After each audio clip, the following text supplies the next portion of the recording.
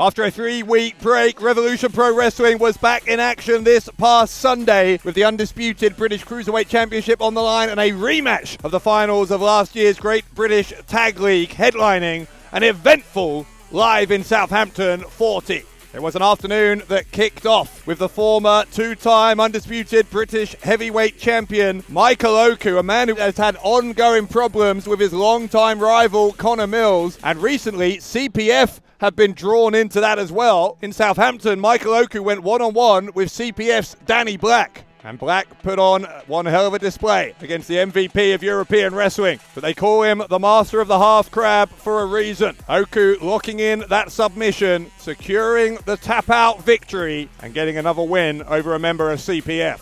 So me and CPF, they're nice guys. I love them to death. I'm done with them. I'm speaking to someone else that I am done with, Connor Mills.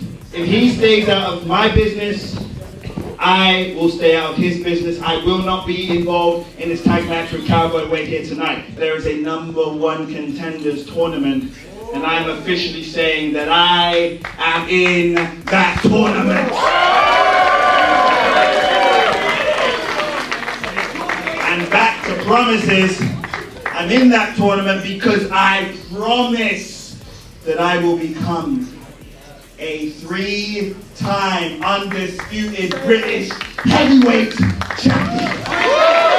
Meanwhile, Oku's recent problems have perhaps been matched by his partner Amira's issues with one Sky Smittson. And Amira took no time at all to try and get involved in Smitson's match, charging to the ring before Smittson could start her singles contest against Aluna.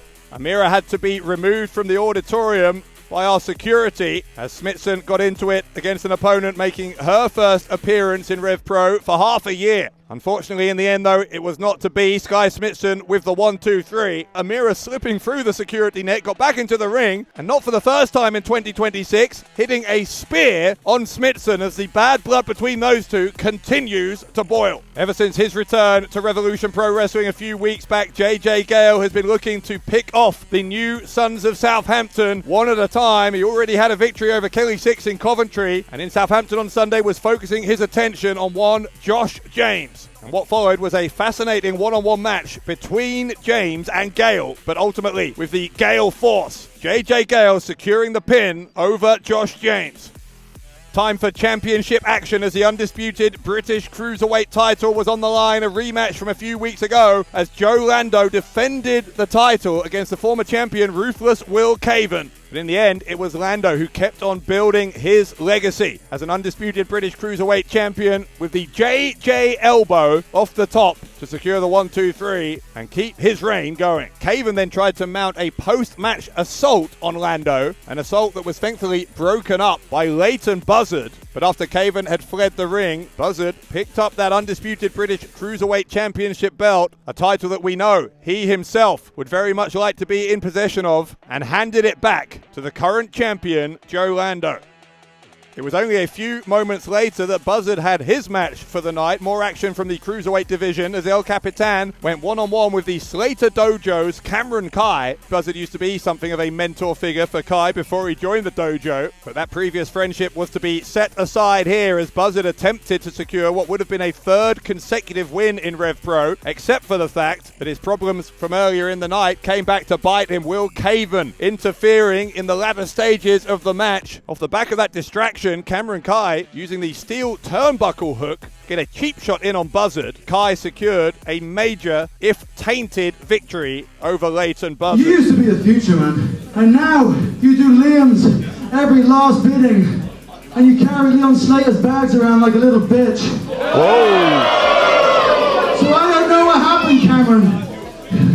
But you changed, man. I want to talk about change. I'm disappointed in you. You used to be something. You used to be El Capitan. But now, you're just another guy.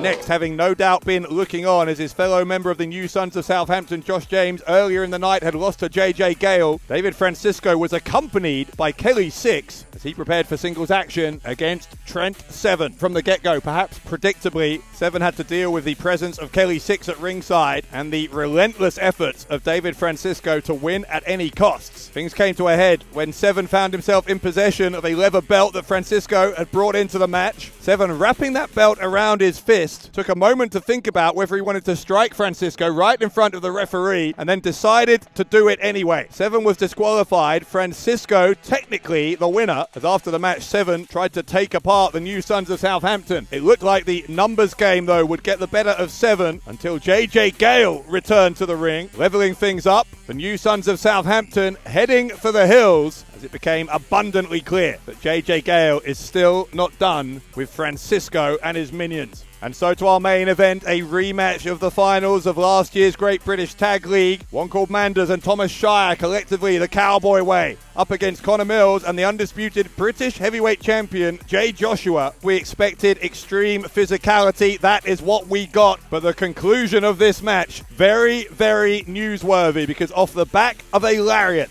one called Manders getting a pinfall win over Jay Joshua, a victory over the undisputed British heavyweight champion. So that begs the question, at a time, as we know, when there are challenges coming at Joshua from all sides, could Manders have just made a watertight case that he should be next to challenge for the undisputed British heavyweight championship? It continues to be fascinating times as ever here in Revolution Pro Wrestling. We hope you will join us next week, Sunday, March 1st, when once again we are at Porchester Hall, live in London. We will see you then. But until then, I've been Dave Bradshaw, and this has been your RevPro Recap.